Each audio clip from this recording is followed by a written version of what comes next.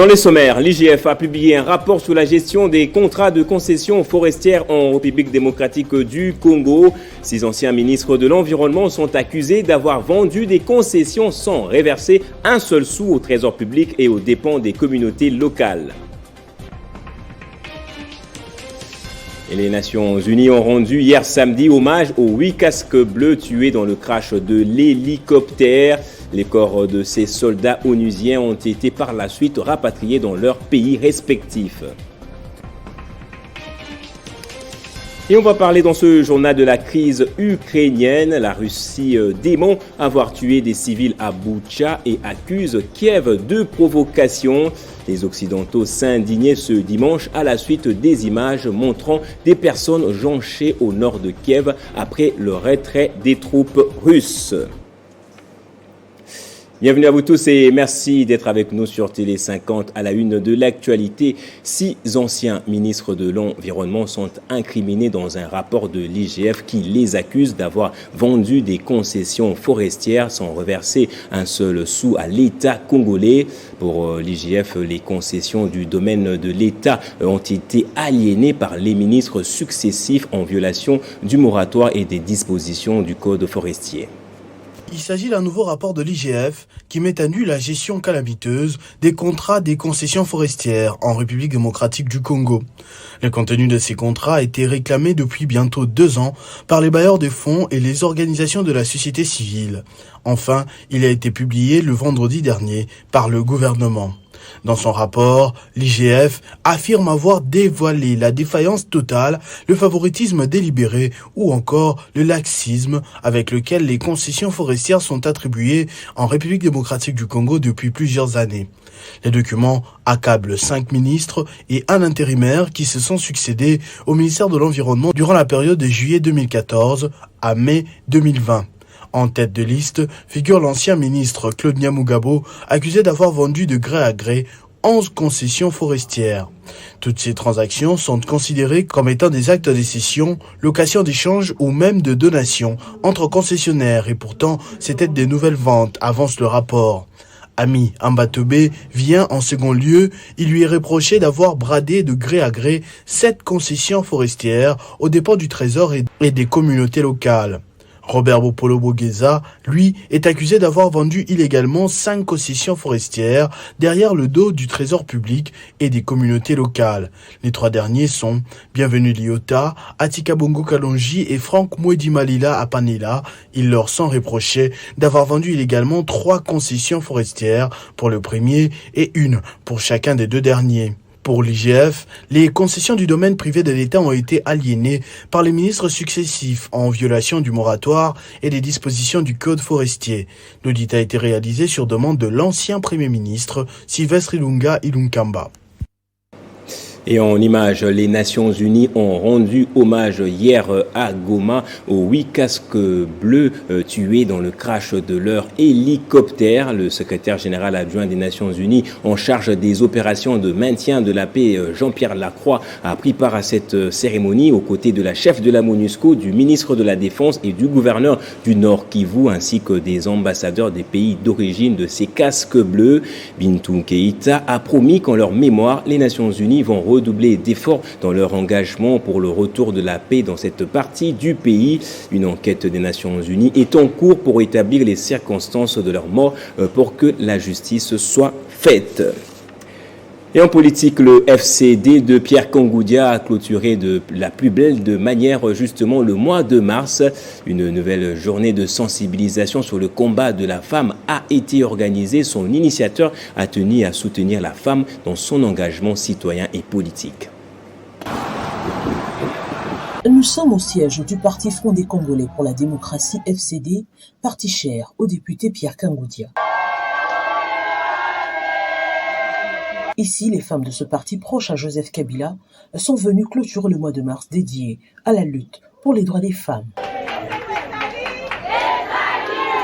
La journée commence par la présentation du thème de l'année qui revêt un caractère de parité hommes et femmes dans la lutte contre le changement climatique avec Jeanne Kimbete. L'autonomisation des femmes et des filles dans la lutte du changement climatique contribuent substantiellement dans la suppression des reproductions des risques.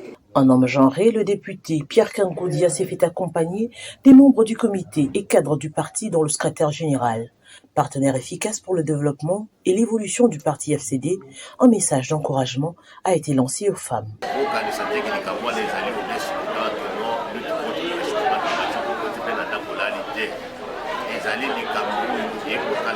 koyeba ke bitumba wana ezali mpona congolais na congolaise nyonso surtout bino bamama soki bopesi deja mateya wana na bana soki bopesi bango mayele wana ke bobunda mpona mboka na bino bayiba bino mai te ekosalema te me soki bino bamama kotiki makanisi wana ekobima na mitu ya bakongolais oyo éducation oyo moto na moto azwaka ezali liboso éducation eutaka epai ya mama. La journée s'est clôturée dans une ambiance festive.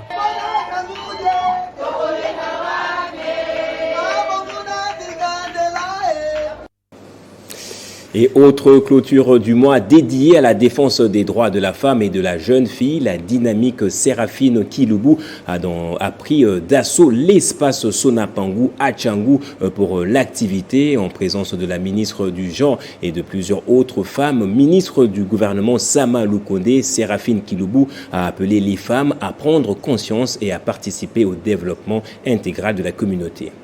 La clôture du mois dédiée à la défense des droits de la femme et de la jeune fille, la dynamique Séraphine Kilubu a choisi l'espace Sonapangu pour la circonstance. Chaque catégorie des femmes et des jeunes filles était représentée à ces grands rendez-vous fixés par Séraphine Kilubu qui depuis un certain moment, elle s'est fixé l'objectif pour le bien-être des autres. Liboso de courage. La vie appartient au courageux. Mais puisque la Bible est dans le lobby, les royaumes de cieux appartient aux violents. Une foule non corrompue, mais croit en la vision d'une femme. Gisèle Ndaya, ministre du Genre, a appelé la femme et la jeune fille à la prise de conscience.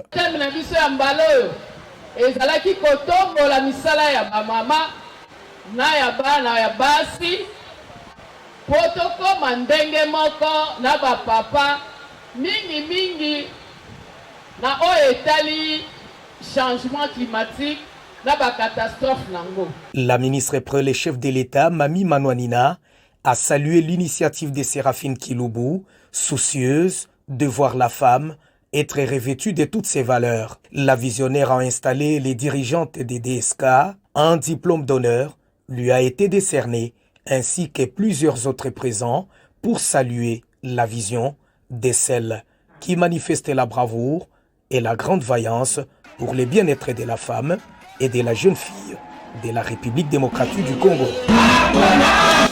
Et dans le Haut-Lomami, les travaux de construction des différents ponts exécutés sur financement du gouvernement provincial évoluent à pas de géant. C'est le constat fait par le ministre provincial de la fonction publique dépêché par le gouverneur Kabamba Ilunga. Pour se rendre compte de l'exécution des travaux de construction des ponts sur la route Luena-Butumba, l'honorable Cyril Lupembwe Kilumba a effectué une visite d'inspection de ces ouvrages dans les territoires de Bukama. 4 ponts au total sont revêtus d'une nouvelle robe. Il s'agit du pont Bakulu, Kabiula, Kola Ibidi 1 et 2. Les travaux ont touché à leur fin. L'honorable Cyril Lupembwe, actuel ministre provincial de la fonction publique du Haut-Lomami, a mis fin à toutes ces déviations qui n'étaient qu'un calvaire pour la population du Haut-Lomami. Si on a la possibilité de faire quelque chose, il faut le faire. Un cénotaphe érigé en mémoire du tout premier ministre Mouloubakat Evariste Nkimba, l'un des martyrs de la Pentecôte. La dite tombe se trouve au bord de la route Luena-Butumba, à la rive gauche de la rivière Fungwe, pas loin de son village d'origine Saka. Evariste Nkimba, c'est un monument politique. C'est un monument politique parce que même dans le Boulouba, c'est-à-dire tout cet espace occupé par les Balouba, il est le tout premier ministre à être nommé premier ministre au niveau du gouvernement central. Enfin, les filles du terroir a remis officiellement plusieurs matériels de construction tels que les tôles, ciment et briques cuites pour la construction d'un centre de santé Kasongo Kamwadi à Louéya, dans les groupements de Catalans chez Ferry Boutumba. un ouf de soulagement pour la population du Olomami. Et les clubs Rotaract de Kinshasa ont pris part durant 2 jours au plus grand programme de leadership organisé par le Rotary International, le RILA. Entendez là le Rotary Youth Leadership Award. Ce séminaire s'était aussi basé sur d'autres thématiques qui intéressent bien les jeunes, à savoir la création d'entreprises et la recherche d'emploi. Débuté le samedi 2 mars dans l'hôtel Malebo de Kintambo, le Rotary Youth Leadership Award organisé par le Rotary Club de Kinshasa Limité en faveur de tous les clubs Rotaract de Kinshasa s'est clôturé ce dimanche.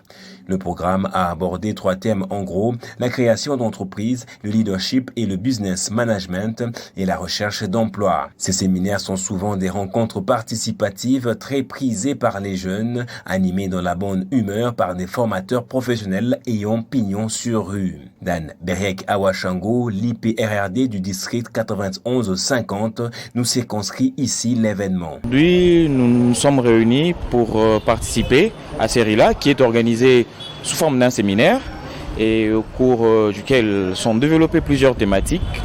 Et le plus important est que c'est les thématiques développées, qui seront développées, soit qui se développent déjà dans la salle, vont aider le jeune à booster leur capital humain.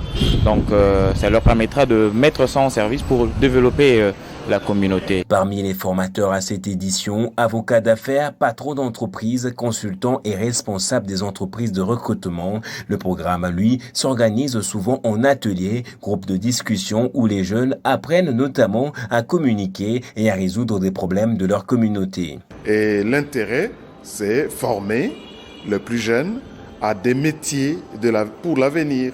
C'est comment est-ce qu'on peut créer une entreprise, comment est-ce qu'on peut l'entretenir, comment est-ce qu'on peut créer une entreprise, non pas seulement dans le domaine du secteur tertiaire, mais aussi dans le primaire comme la production agricole. Cette édition RILA, lancée solennellement par le Past District Governor Jean Kalala, a connu la participation de tous les 5 clubs Rotaract de Kinshasa.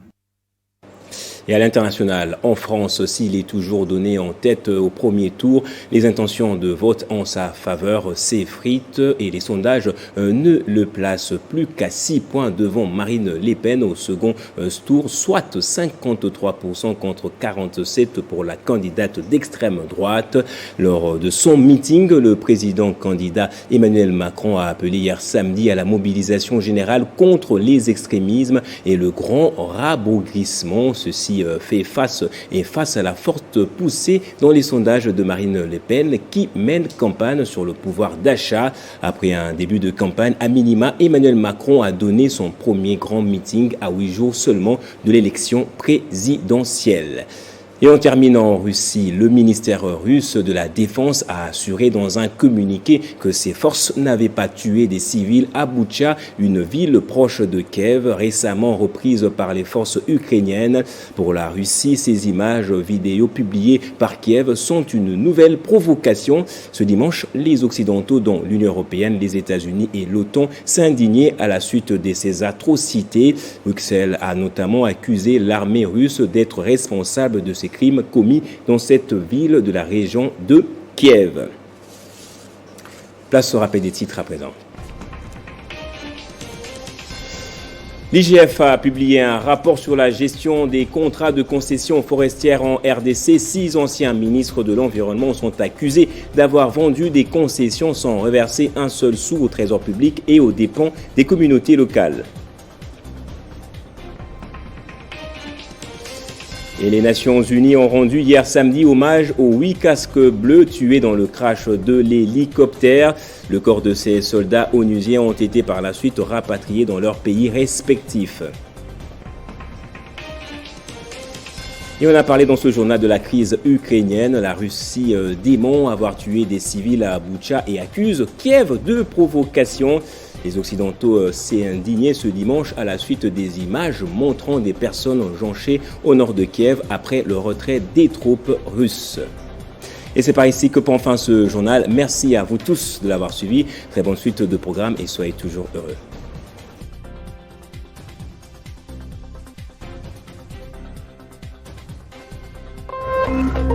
Téléchargez les infos Télé 50 sur www.télé50.cd.